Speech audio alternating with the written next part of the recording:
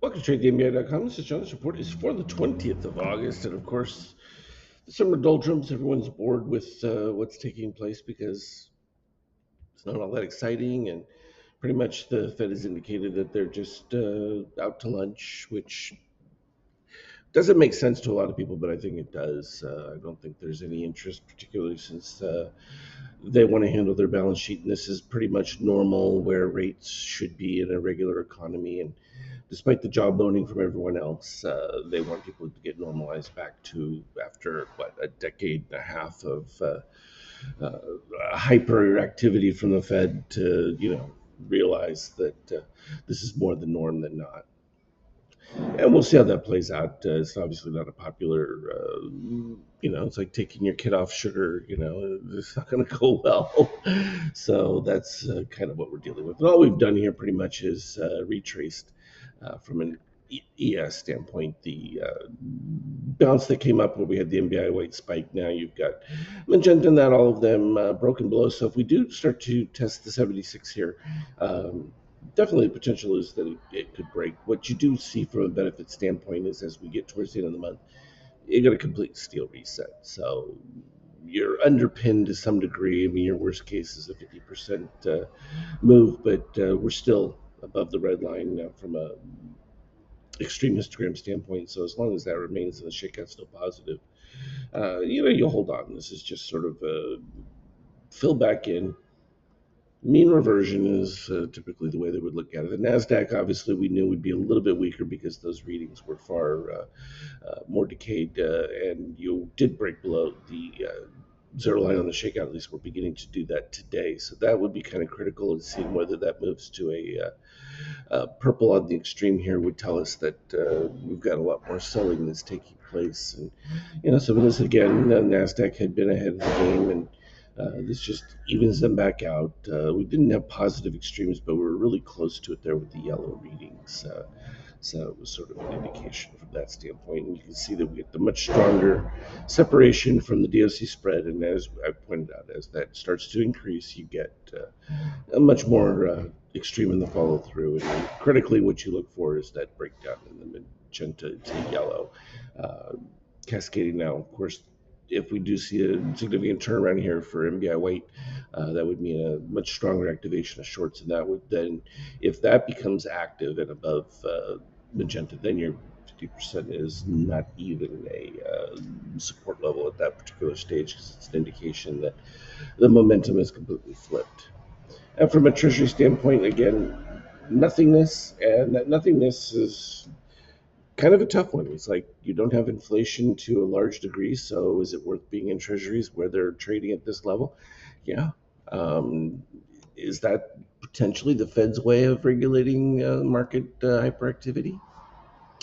Probably at a less so degree because obviously people are still chasing yield, but the Treasury offers pretty decent yield relative to where inflation is today. Oil, though, still a little too high, and without any conclusion with the Russia situation. And of course, there's still the tariff belief. They think that producer price index represents that there's this inflation waiting to go. But again, never talks about the need for anyone to buy any of those products. If they could inflate the cost of them and transmit it to the consumer, they would have. But clearly, the elasticity of demand is not there to do that, and therefore, you didn't see those get translated, and so it just reduced the margins of those foreign companies. Not complicated. From a euro standpoint, still, the euros. It's very funny. The European Union wants to spend $100 billion on weapons to buy from the U.S. that the U.S. doesn't have, and the $100 billion that the EU doesn't have to give to Ukraine, who's suffering from manpower shortages. So you've got problems on top of problems, and there's no appetite for peace.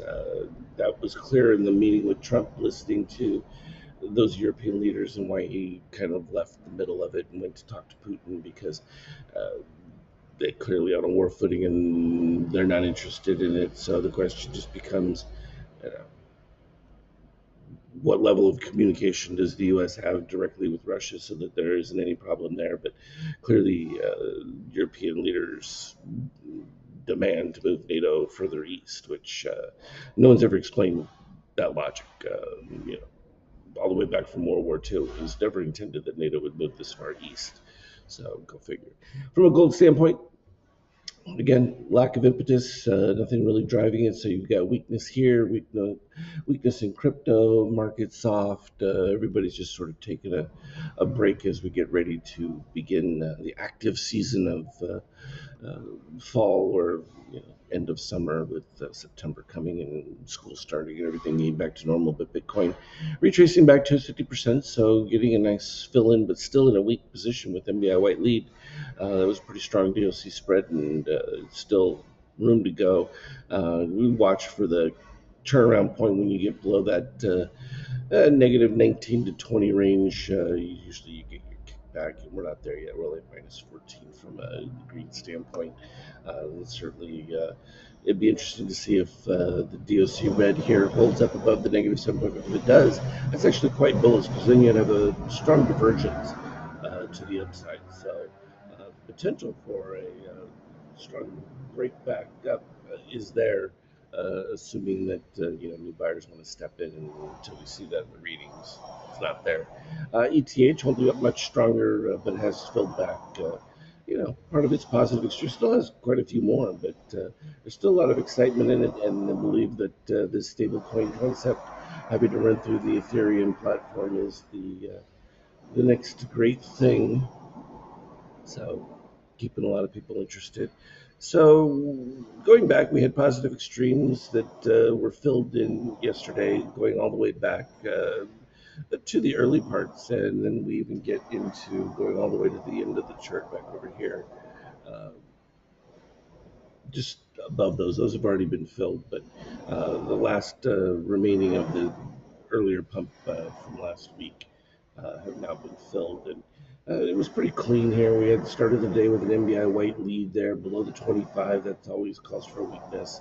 Uh, did come back to the zero at that particular point, and then magenta. So this is what we talk about. When it's unable to get above the 25, usually you get continued weakness within its range, and that's exactly what you had. It kept breaking down underneath, and then MBI white taking the lead just created new low setups going all the way through, and it was pretty clear throughout. And you can see now you get a slight different dynamic where you have magenta over, MBI white still leading, so it usually creates a little bit of pushback coming up. But again, you're going to get resistance as you get to 23%. That shakeout pretty weak.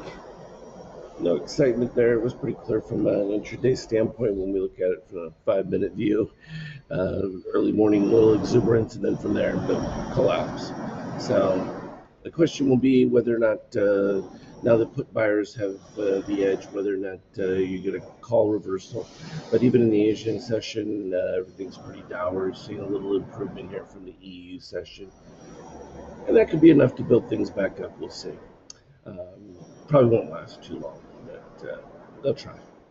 As always, anything relevant, I'll put it on our team chat. Have a good one. Trade well.